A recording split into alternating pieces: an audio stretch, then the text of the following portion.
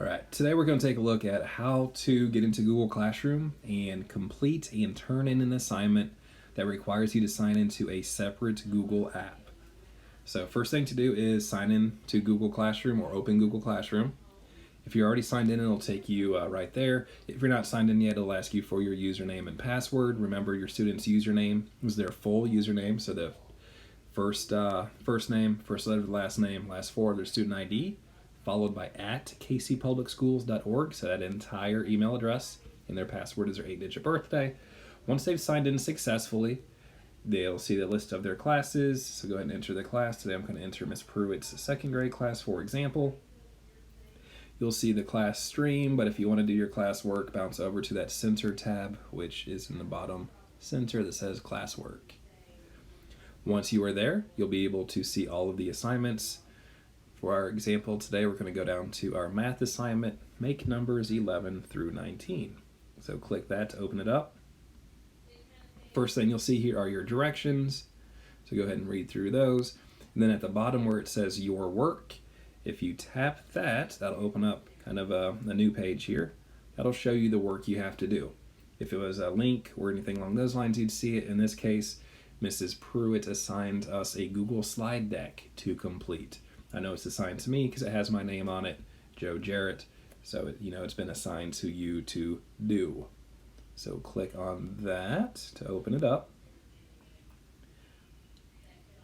Now, one of kind of the complaints about Google Classroom is that the first thing it's going to do is just open it up within Google Classroom, whereas in this case, Mrs. Pruitt's assignment, she wants us to be able to move these dots around in order to complete these 10 frames.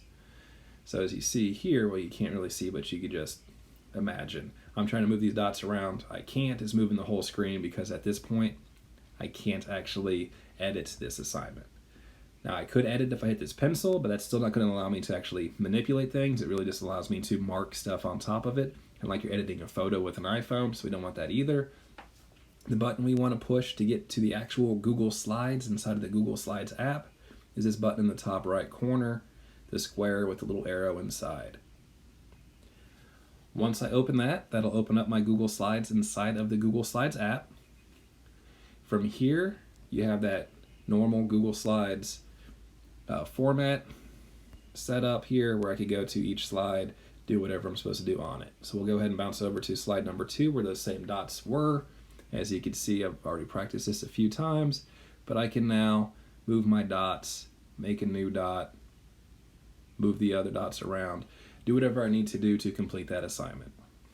Once you go through and edit this document or this Google slideshow, in compliance with the directions, and you actually complete the assignment, go ahead and hit that check mark in the top left corner.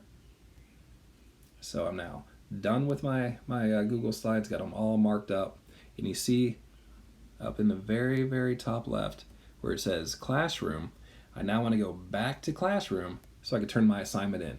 So just because you hit that check mark doesn't mean you turned in the assignment. That just means you're telling Google, hey, I'm done making edits, and you can turn it in from there. So now that I'm back in my classroom, I still have the slides open.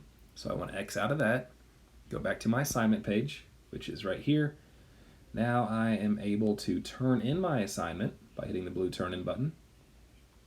It'll verify that you are going to turn in the one attachment, and that one attachment is what you just worked on.